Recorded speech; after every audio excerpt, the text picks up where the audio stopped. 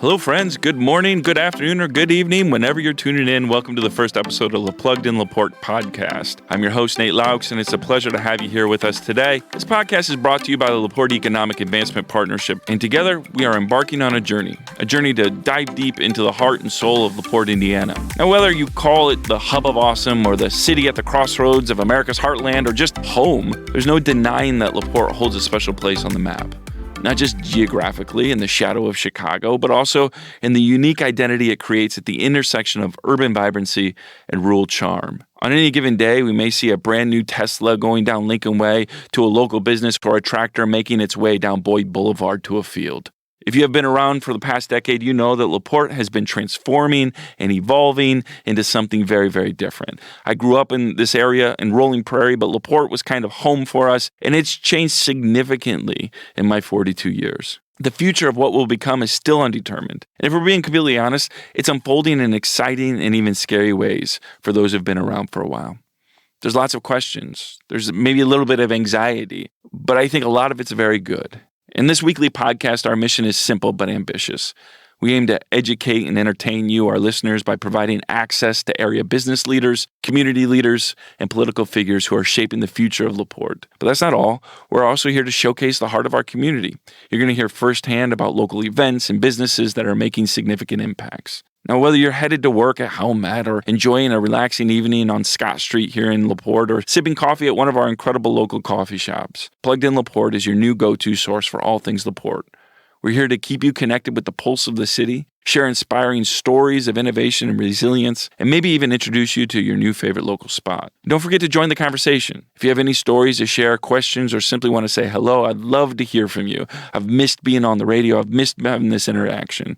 So let's work together to celebrate those who are making our city a better place, open and honestly discuss the challenges we face. Let's not just skirt around them and embrace the future ahead. Thank you for tuning in to the first episode of the Plugged In La Porte podcast. I'm Nate Laux, and I'm glad you're listening. Let's get curious, connected, and plugged in. All right, joining us in the studio is Nick Minnick, the Director of Engineering for the City of La Porte, Indiana. Nick's expertise encompasses crucial infrastructure developments that keep our city functioning, including roads and bridges and essential infrastructure systems that we often take for granted as residents. We also have Craig Phillips, the Community Development and Planning Director for the City of La Porte, with us. Craig's role involves urban planning and development, working to ensure that La Porte not only experiences economic growth, but also becomes a more vibrant community for all of its residents. I'm hoping these two will provide some insights into the challenges and opportunities that lie ahead for La Porte and how their respective departments are collaborating to make our city a better place to live, work, and play. So Nick, welcome to the show. Let's talk a bit about what you do for the city. I know every city employee wears multiple hats, but what are some of your primary roles as the City of La Porte engineer? Sure. So my role is really, you forgot building services on that. So Department of Engineering and Building Services. So anytime a building permit comes through the city, it comes through this department that I manage. So beyond that, public works infrastructure, roads, sidewalks, that type of thing. We work extremely closely, but lots of overlap, but we don't direct, say, utility work. So utilities, they manage their own water, sewer. There's a separate department for that. Separate department, but we work extremely closely with them. So it's really anything within the public right-of-way is kind of Explain what the right-of-way is. Sure, that's any area of the, say, street that is maintained and operated by the municipality. Essentially to the tree line almost, right? Essentially, yeah. And usually kind of like back of sidewalk to back of sidewalk, if there's a sidewalk on the street. So. So maintaining that infrastructure, right? You've got a hand in making sure that the infrastructure is maintained. Obviously, you're not doing the work. You're not overseeing all of the groups doing the work, but your hand is in there. Correct, yeah. We really, we've been transitioning a lot to better asset management within the city, which means we're looking at everything we have as an asset, pavement, sidewalks, and then managing that, not just for maintenance, but managing it for long-term improvement as well. All right. So the state of infrastructure in the city of La Porte. Obviously, you've been doing this job for, 10 years? We're getting close to?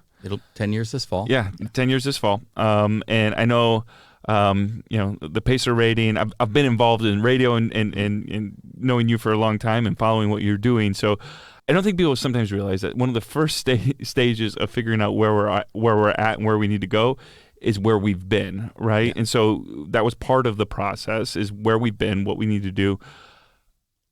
A lot of people look at the roads, the potholes, especially at this time of the year. Are we making it actual tangible improvements? We are, for sure. Our goal was, so we look at our roads on a 1 to 10 scale. So every single road segment has a rating 1 to 10. That's the PACER, is that right? The PACER scale, yes. So it's a surface condition rating. So it doesn't always tell us everything about that road. There may be utility issues, there may be drainage issues.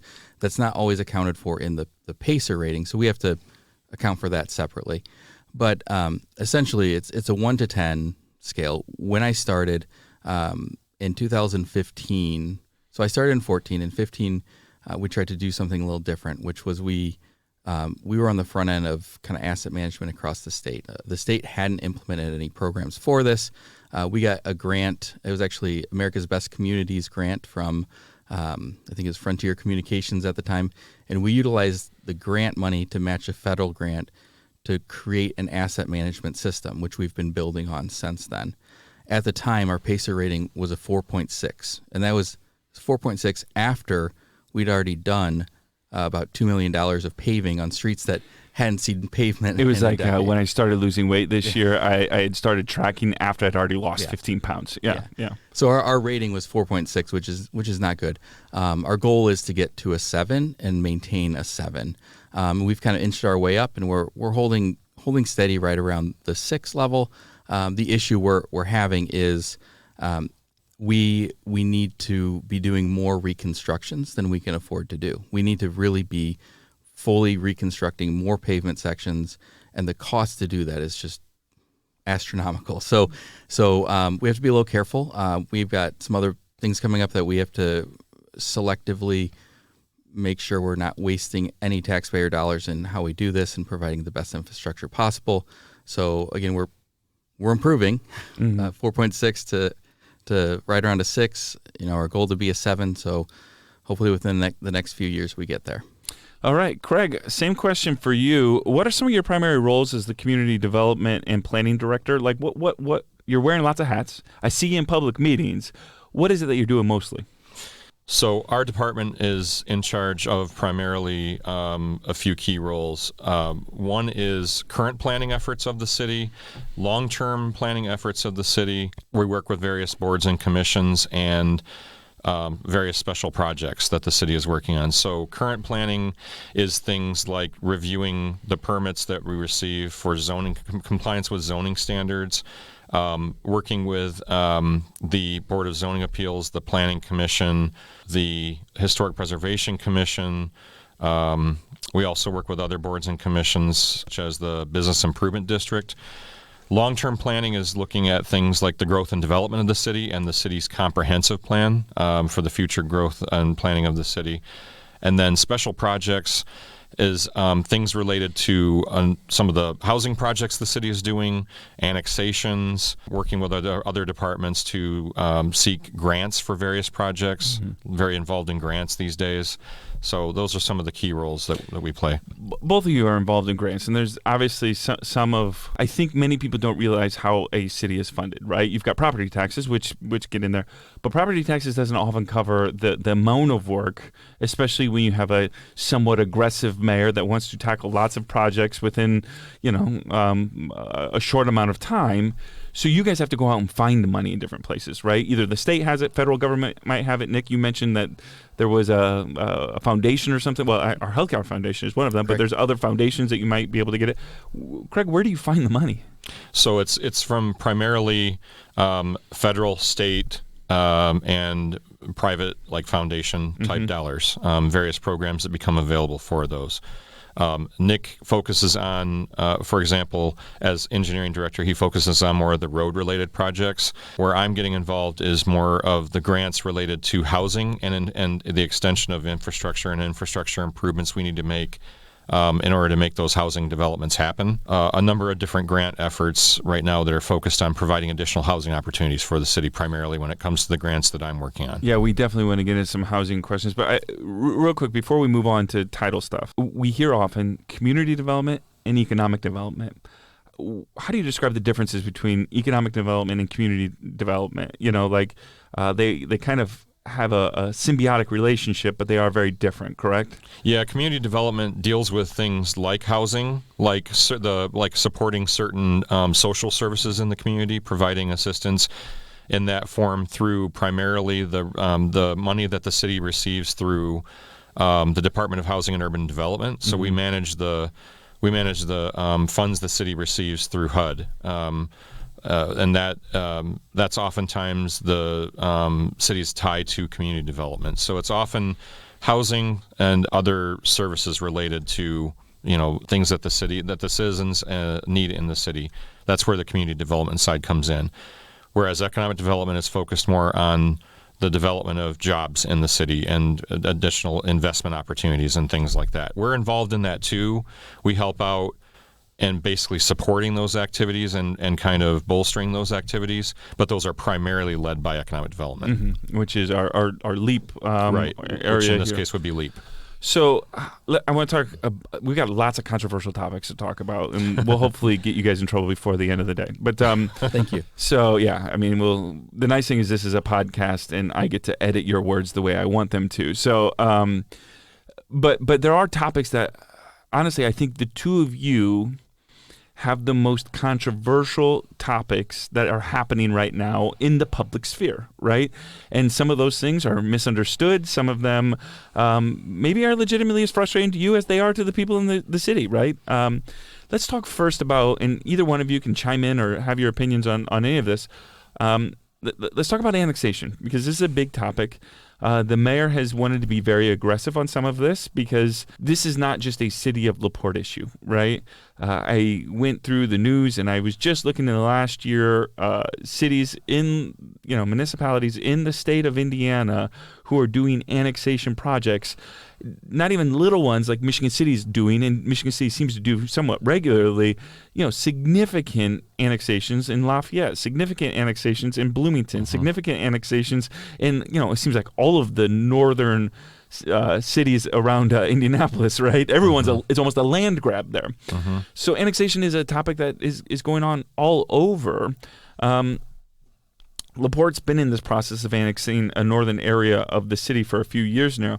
I guess, Greg or Nick, I'm going to ask you guys, what is the primary reason for the pursuit of annexation by cities across the state? Why is this happening as aggressively in these, around the state? And I think the first thing to say, aggressive is not really at all what we're doing. We are tasked with approaching every task aggressively to get it done. Yeah, that's more than, but I think what we're actually doing is very, very targeted, very responsible, and really very limited to those areas that we're looking at annexation. And there's certainly a legal entity that you have to follow. So there's no aggression that can happen outside of the legal. But I'm just saying the mayor wants this done is what I meant. Correct. And I think, it's just when we look at, say, the collar communities around Indianapolis versus what we're doing here, I think it is very different in that we're not focused on any type of land grab for the purpose of a land grab. So just wanted to make sure. Yeah, there certainly are different reasons and different motivations for other municipalities,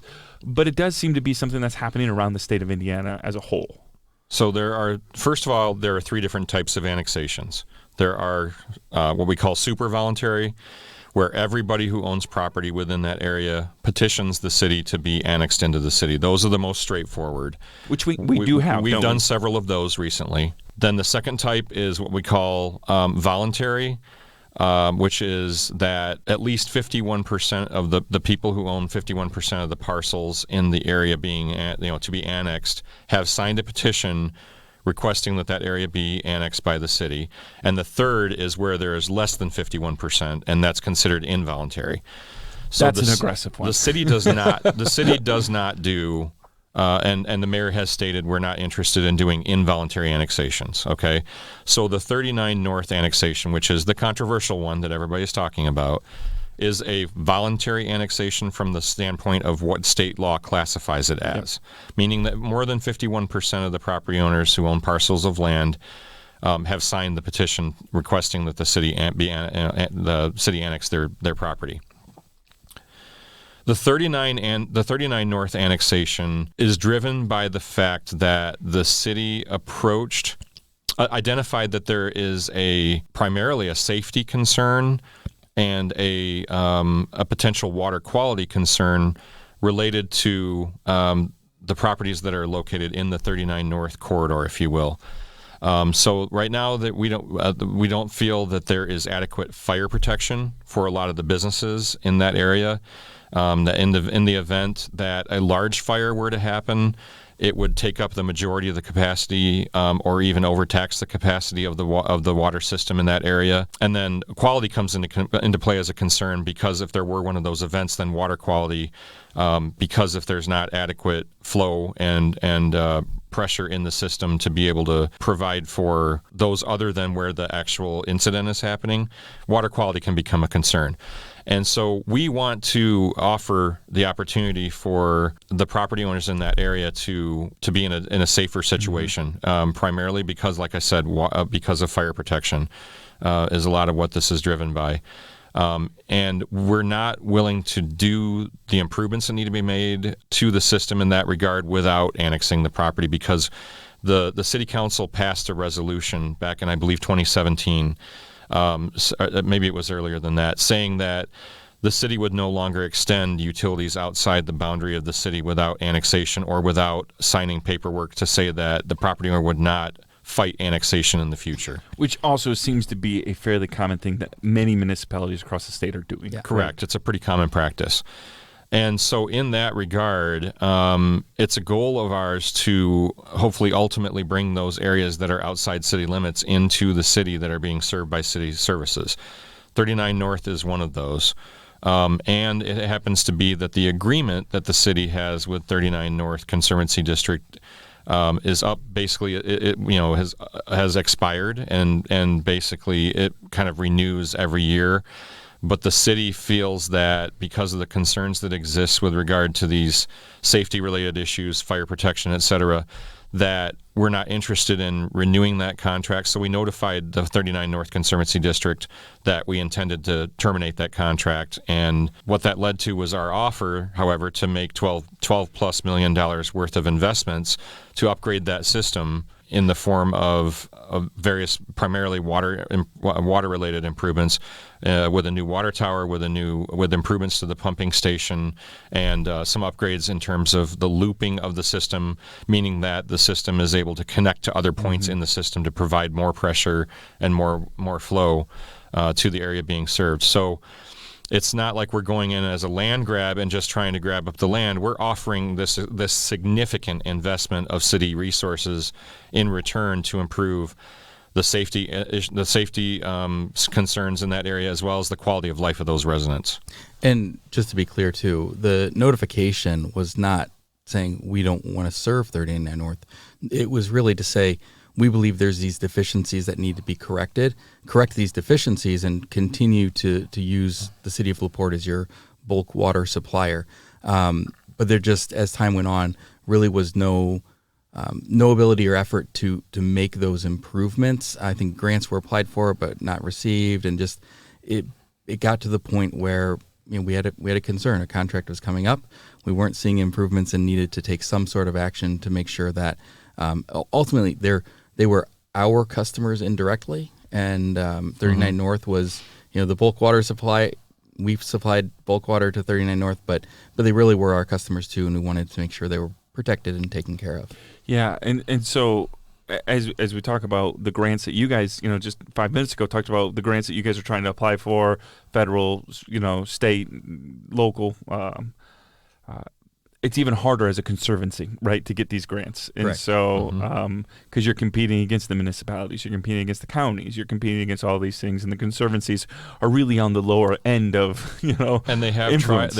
tried in recent years to get some of those grants unsuccessfully because they are not as able to compete for those dollars as municipalities are. Yep, because it's very highly competitive. So, where is the annexation at? Obviously, 51%, I believe, have agreed. Over 51, roughly 2/3. Okay, roughly two-thirds of property of people who own parcels. Again, then a third of them aren't all that excited about that, which I think you get the right to not be excited about that. That's fine if that's not what you wanted to do, but this is a majority type of annexation. These are the laws of the state of Indiana, correct? Correct. And so what's the next step then? So we're currently within what's called a remonstrance period. There is a period up until February 29th in which we have to offer the opportunity for property owners to collect signatures, to try to collect enough signatures to successfully start a remonstrance against the annexation. So they would have to collect at least 51% of the signatures of property owners. When I say there are about 150 parcels involved in the annexation. So that's about 78 parcels that you have to have signatures from the owners of 78 parcels in order to successfully file a remonstrance. So we have to give a 90-day period. That started December 1st. It ends February 29th for property owners to collect signatures to try to file a successful remonstrance regarding the annexation. So we're currently in that period, and then if after that February 29th deadline there is not a successful remonstrance filed, then the annexation becomes effective. We file the paperwork we need to file, and then it becomes effective. So when would they be residents of the city then? Shortly after March 1st. Okay, so within weeks, probably. Yep. Just long enough for us to publish notification in the paper and to file paperwork with the county and some other agencies that we need to. Okay, let's talk a little bit then. This has been hashed out about who wants it, who doesn't want it. All right, let's move on from that. Obviously, I'm not trying to minimize the concerns for residents out there. That they have every right for remonstration. This is the system we live in. I'm really glad we live in the system. But let's talk a little bit broader about that. All right, what is this parcel or this great big piece of land going to provide the city? Communally, infrastructurally, that maybe we don't have or that you guys are excited about? Well, number one, it provides the city with additional economic development opportunities. We have several projects that we have been working with potential suitors or developers on that are basically waiting for the water improvements that we're committed to making as part of the annexation to happen, and they're basically ready to go. So we have the opportunity for additional jobs for La Porte area residents, for La Porte city and area residents. That are basically just pending the outcome of the annexation. So and the kind of things ready to be. Yes. Developers or several. Okay, that are ready. Yes. And so you think I'm not going to hold you to this, Craig, because this is podcast world. But do you think, let's say this goes through, and in March this area becomes the city of La Porte. By the end of the year, you would have some of those potential deals signed and started. Ready to go. Yeah. Started. Yes. We had a meeting this morning with a developer that has a project both in the city and in 39 North, and they're literally just waiting for the annexation to be final so that they can start moving forward with. We have residential projects. We have residential projects. We have commercial projects, and we have industrial projects that fall into those categories. So, again, I live in this weird space between I hear the concerns, I hear the anxieties of some of the residents that aren't really maybe that excited, and I'm sympathetic to them because I'm not bearing the change that they are, correct? Sure. But as developers or as community and engineering, you have to kind of get excited about the potential for some of this, right? And I hope the residents do out there as well. There's some exciting things, correct? I think it's also kind of somewhat appropriate to have a conversation with people about, you may live adjacent to the city, you may live in the county, but especially if you have city utilities, those are city resources. So you're benefiting from the city in significant ways.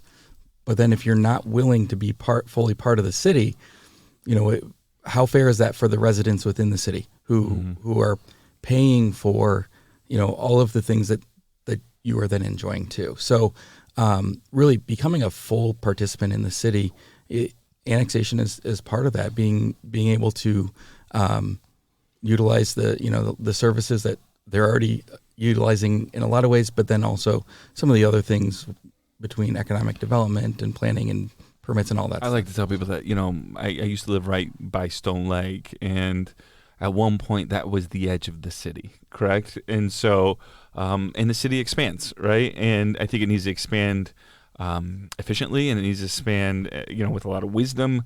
But cities do expand as they get larger and things like that. And sometimes the border lines that we have that dictate what a city is and is not need to get evolved as well. Well, and there are two different things that cities need to do to remain healthy and viable, and that is grow. And that there are two ways in which that can happen. That can happen through redevelopment of existing land within the city, or that can happen with development of land that's on the edge of the city that it's possible to extend utilities and other resources to. So we're doing both. We're very focused on redevelopment of the core and other areas of the city, and at the same time, thoughtful economic development focused and quality of life focused improvements in areas that are on the edges of the city. And honestly, the reality is developing in the city is so much easier. If we don't have to expand beyond and extend utilities beyond, those utility costs are just getting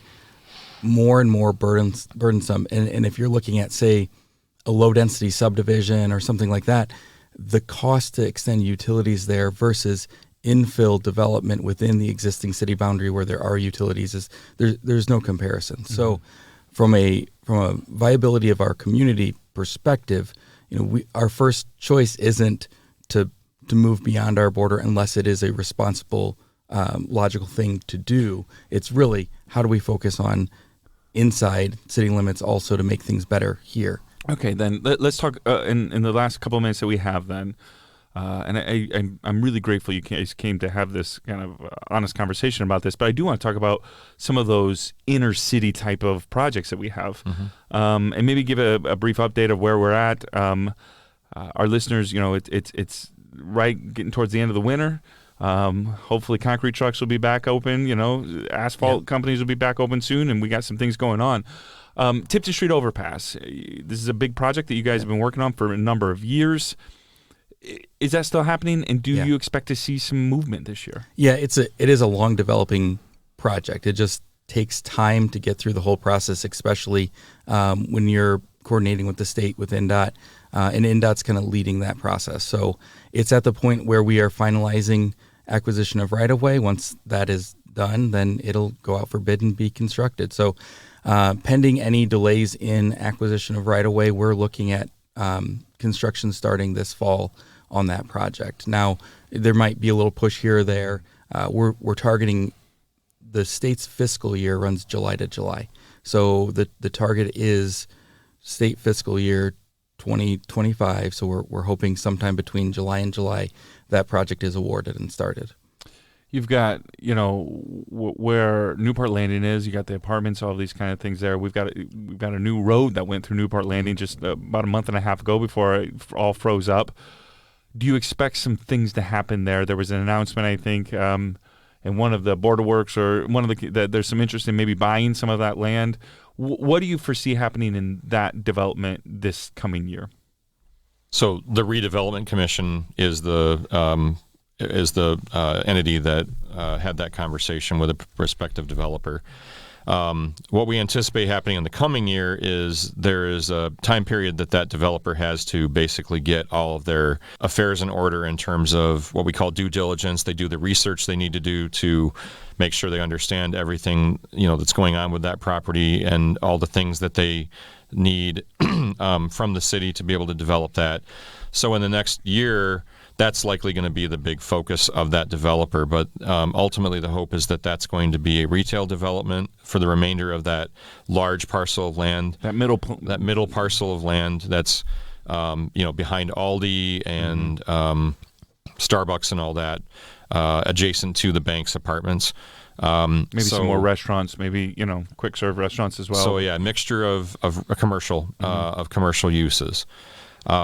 And so that's what we expect to see happen over the course of the next year. And then after that, we hope to see that actual development starting to break ground and, becoming a reality. 3 words for you, Nick. North-South corridor. Where do we exist? Is that DOA? Where are we at on that? No. It's definitely still moving forward. It's moving forward at a little bit different pace And depending on some things that may or may not happen, it may ramp up faster or slower. There's federal money attached to that, and we're getting through the process of the initial study. That's a county-led effort. The county holds the contract. The city has agreed to participate in that financially and otherwise on the front end. And we're working on identifying what the first phase of that project will be. Once we identify the first phase, have a funding plan in place for it, essentially that's what it takes to have the environmental document approved. So we're hopefully, in the near future, we're going to have to redo quite a few things since the process is taking so long on the environmental document, but we're nearing that point, and it's definitely a viable project. It's an extremely key project for the community overall. There's a lot of misconceptions about the project, but it will provide for just better alternatives for our traffic other than Lincoln Way, really. I mean, we have Pine Lake Ave, Indiana Ave, Lincoln Way. Everybody's got to go there. It's not a silver bullet. It's not the only project we're looking at to better handle traffic in the city. So there are other projects. We've submitted grants for a couple other east-west connectors to help alleviate some of the traffic on Lincoln Way. We're developing concepts and working on strategies to better utilize Washington Street for more truck traffic. There are a lot of other projects that we're working on that are important. I think the north-south corridor is kind of that key final stage in making sure that we have a very robust and efficient and reliable transportation network. So, and we are actually getting ready, hopefully very soon, to kick off a comprehensive plan update, which Craig can talk more about. But as part of that, we have kind of geared the consultant that's been selected to really focus on updating our transportation model and understanding fully which of these projects that we've already identified, that we already have some funding for, and others will help us to create that transportation infrastructure that really our community deserves. All right. Well, this is my last question for both of you, because we do have to go here. I wish we had another hour and a half to talk, because we could talk about a lot of different projects, including the comprehensive plan, but maybe we'll have it back on and talk about that in the next month or so. But I want to ask you personally, because this can change based on your own interests, but what project in the next year or two that you can talk about anyway, because I know there's lots of projects you can't, but here in the city of La Porte, are you most excited about, and maybe that will also have the most impact on the people, so you're excited to really see this kind of blossom? We'll start with you, Nick. It's tough. I mean, it's so exciting to see the Truesdale Clear Lake project coming to fruition, and I don't know if people understand the overall value in what we're doing there.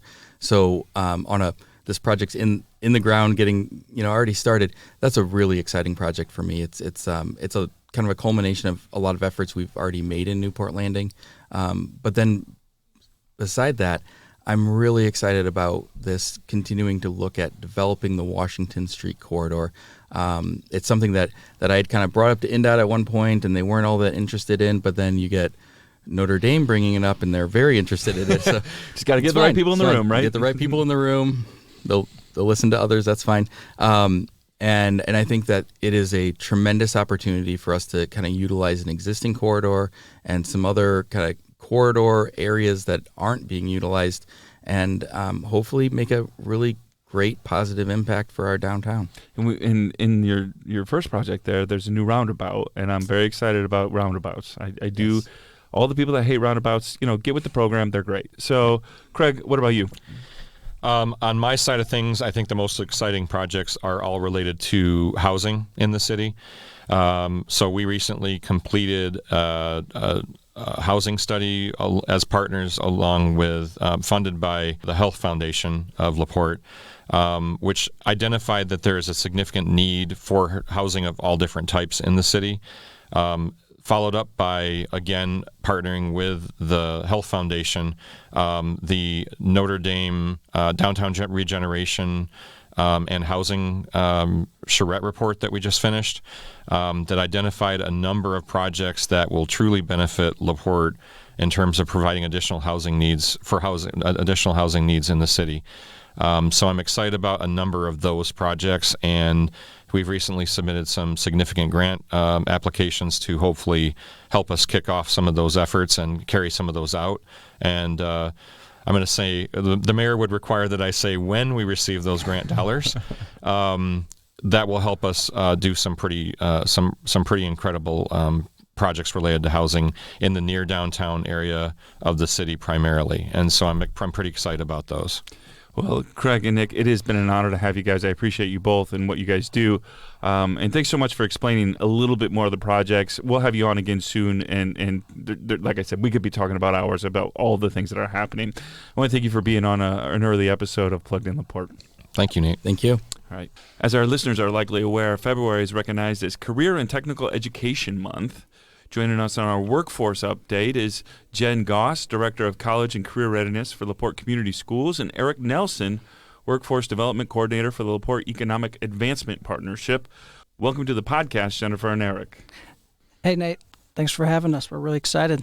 Hey, Nate. Hey. Thanks for having me.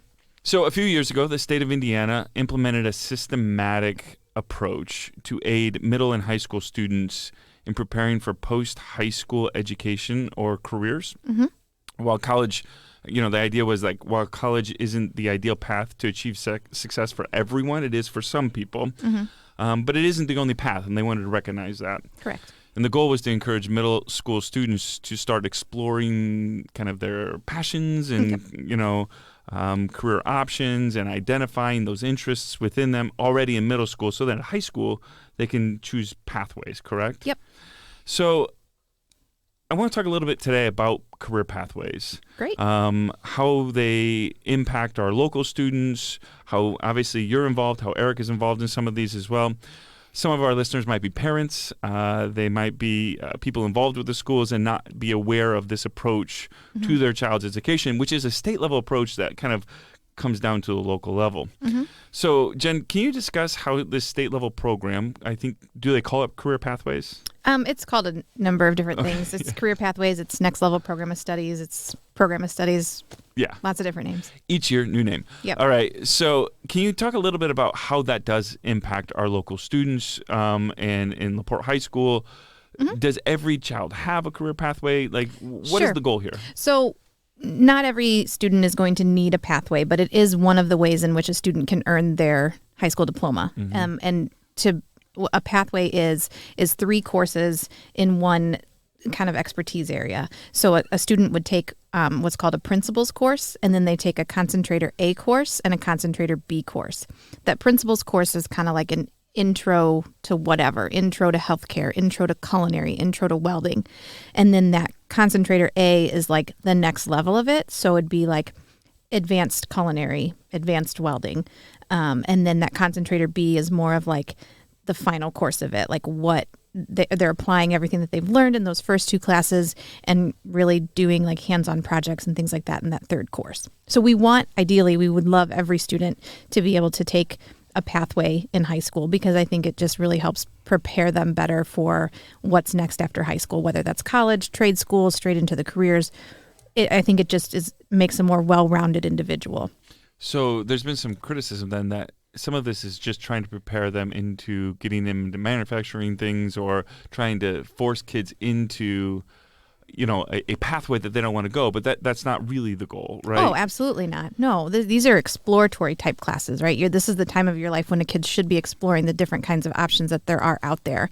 And La Porte High School specifically has 18 different pathways to choose from. So it's not like kids can't move around or, figure out what it is they want to do. The goal then, if I'm hearing you right, or I think some of the legislation, some of the people, the spirit anyway behind this is, you don't want to be an 18-year-old, get done with school and go, I don't know what I want to do. Not that can't happen still, right. But the goal is to mitigate some of that, correct? Correct.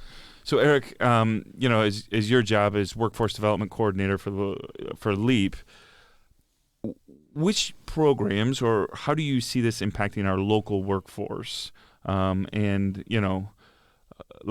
Is there something here that we need to focus on more in the school system to prepare our, economic development better?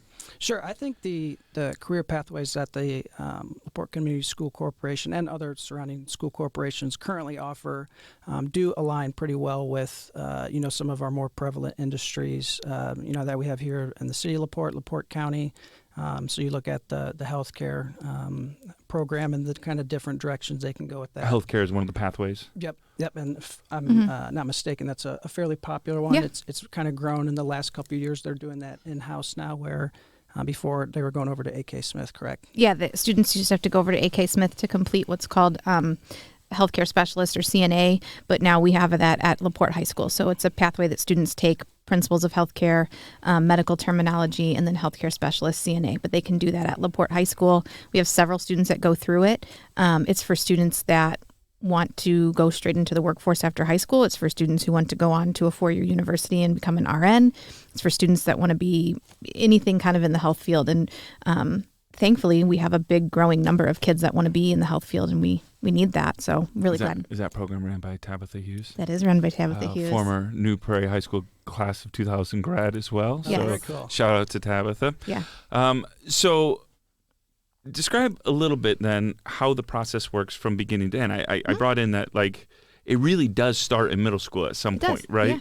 So how does that start? So students in middle school should be taking a preparing for college and careers course, and that really will highlight each of the different pathways that the high school offers. I mean, it talks about other careers and different pathways too, but that class is really designed to help students in 8th grade know how to navigate the world of researching careers, right? Like narrowing down what it is they want to do, helping them realize their interests. They might be taking interest surveys or doing, a research project on what these types of careers are. And then from there, you want your students to kind of have an idea of, okay, I like family and consumer sciences, so I can go in there and we can do a unit on baking or soup making, or we can have a unit on working with younger children if they're interested in teaching. And so there's different exploratory classes at that 8th grade level, but those are really designed to help them have a better idea of what they want to take in high school. And then even when you get to high school, freshmen are still just, they're babies, right? So sometimes in high school, you have a kid, they're like, yeah, I want to be a chef. So they take that culinary class and then they get in there and they're like, I don't want to be a chef. Yeah. I don't want to do this. Great. Let's Good for them, right? Right. Let's figure out what it is you want to do. Let's talk about it. Let's go and visit some of these other teachers in classrooms and see what it is. And they may be like, oh my gosh, I really like agriculture. I think I want to try. I really like working with animals, and I want to maybe succeed in this pathway. So I think it's cool that kids can I don't know. I always thought it would be better to know what I don't want to do coming out of high school than what even if you don't know exactly what you want to do. I know I don't want to do this. Yeah, exactly. Right. And that is, it is a huge stressor for a lot of kids going at 16, 17, 18 years old. Not only do I not know if I want to go to college or not, but I don't know what I want to do, and the world seems so big. Right. And when you can kind of cut a couple of those things out, the world gets a little smaller. Yeah. We'll end with this, Eric. I want to, as you deal with a lot of high school students and also kind of the bridge between the high school students and our local economy and factories and these kind of things, for parents that are listening, and maybe they've got a 17 or 18-year-old kid that's going, I don't know what I want to do. How would you encourage them? And maybe they have a kid that just graduated high school. How would you encourage them? What do you think they should do to start exploring some of these things? Well, I think the biggest thing, and I say this all the time, and have lived it. I grew up in La Porte, moved away for a bit, was able to go to college, came back. But I look back when I was in high school, your world is very small. You're going to school every day. You've got your set of friends. Maybe you've got after school activities, but I never thought about what type of potential career opportunities that existed in La Porte. It seemed very small. It seemed like there wasn't a lot of those options. But now I look back, and especially being in this role and learning so much about, there are a lot of opportunities here. So a big part of it when I'm working with high school students or their parents is just that awareness piece about doing a little bit of research and kind of just being a little more privy to the types of opportunities that exist here. We mentioned healthcare, but obviously we're very manufacturing heavy. community here, but you look at that, that's not just people working on the production floor, right? There's, like any other business, from top to bottom, there's various levels of professionals. You've got your top dogs, your CEOs, and then all those different departments, accountants, sales guys, human resources, all that stuff that I think is kind of overlooked when you're looking at a manufacturer from the outside looking in. So I think really just my advice is, one, it's okay to be unsure. A lot of us were coming out of school. Some of us still are at 42. I was going to say, I mean, I thought I was going to be a teacher from the time I was in elementary school till my freshman year of college. So hey, you're teaching me something right now, buddy. I appreciate that. So yeah, it's okay to be unsure. As unnerving and scary as that can be, that's okay. But I would just, like I said, encourage people to just be a little bit more open-minded to the opportunities that exist in your own community. I know a lot of times kids coming out of high school, kids going off to college, have dreams of moving to California or Colorado or Florida or anywhere other than their hometown, which I think is okay. It's good to get that outside experience and see different communities, but again, being open to there is more here in the city of La Porte, greater La Porte area, than I think sometimes people give us credit for. And then it's a growing community, so there are opportunities here. We're always, especially our young folks, trying to keep them, or if they move away, bring them back. And if there's any time I can help, someone out there that's listening, if you're a parent, your student or your child is a little bit lost, looking for a new career opportunity, that's what I'm here for. So email address is Eric, ERIK, and at laportepartnership.com. And Jen, if parents or anybody in the community wants to know a little bit about career pathways at La Porte Community School System, particularly, how can they find out more? There's a program of studies on the website that they can look through, and it has all of these great charts and different things like that. Most students are aware of my office, so they can come down and find me anytime they want to. I'm pretty visible in the hallways and in the classrooms. But parents can email me, jgoss@lpcsc.k12.in.us, or they can call the high school. I don't have that number memorized. It's okay. You're forgetting. Yeah. They can get a hold of me. I'm pretty easygoing, easy to talk to. So. All right. Well, Jen Goss and Eric Nelson, thank you so much for being on Plugged in La Porte. Yeah, thank you. And that's a wrap on our very first episode of Plugged in La Porte. A big thank you to our guests today, Jennifer Goss and Eric Nelson. They gave us fascinating insights into the future of career readiness in La Porte and our La Porte school system. I also want to thank Craig Phillips and Nick Minnick for painting a picture of these kind of developmental and economic struggles and strides in our community. I think we could have had an hour longer conversation and asked even more questions. Each story shared today not only educates, but also entertains. Hopefully you enjoyed listening to us, giving it a kind of a deeper connection to this city we call home. This podcast is brought to you by the La Porte Economic Advancement Partnership, and whether you want to learn more about our community's development, the role you can play in our collective advancement, or just stay informed about local events and businesses making significant impacts, you've come to the right place. Remember, we'll have fresh content each week, new episodes, so make sure to subscribe to Plugged in La Porte on your favorite podcast platform to not miss any episodes. It could be Apple Podcasts or Spotify, wherever you get your podcasts. Your support means the world to us and makes this podcast possible. If you enjoyed our discussions today or have any feedback, I'd love to hear from you. You can find me on Facebook or Instagram or Twitter or whatever it's called right now. I don't even know. Reach out to us, though, and let me know. Friends, until next time, I am Nate Laux. Thank you for tuning in, and let's stay curious, connected, and plugged in.